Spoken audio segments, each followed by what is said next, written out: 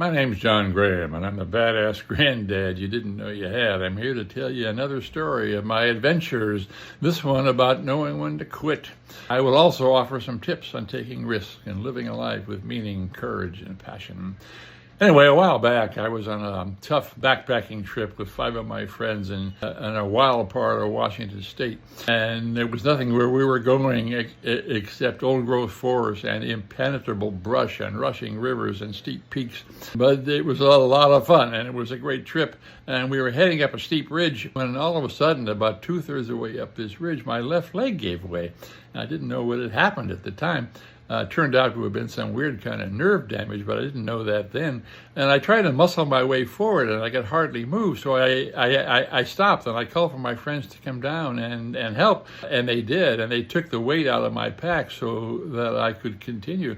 But however, 20 minutes further on the top of this ridge, I slipped and started sliding down the side of the ridge. The problem was that the side of the ridge turned into an absolute cliff in about 20 feet. And over that cliff was a 300-foot fall straight into a huge waterfall.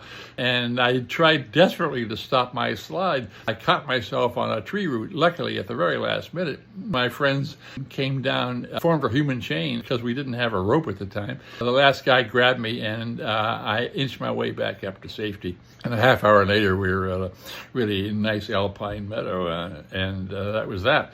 The next day, coming down was a lot safer because we were going down and there weren't all those balance issues. But at the bottom, I began to think about what had just happened, and I realized that, well, my leg gave out. My first impulse was to just muscle my way forward, because after all, I'd always been the strongest member of any of these groups. They didn't call me the moose for nothing.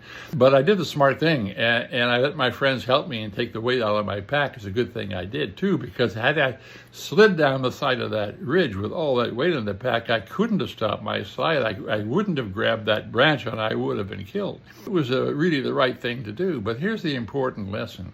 In any situation that's really difficult, and it looks like you may not be able to get through it on your own, you need to think hard about what's going on. And I'm not just talking about physical adventures. I'm talking about emotional challenges and relationship challenges and spiritual challenges and business challenges.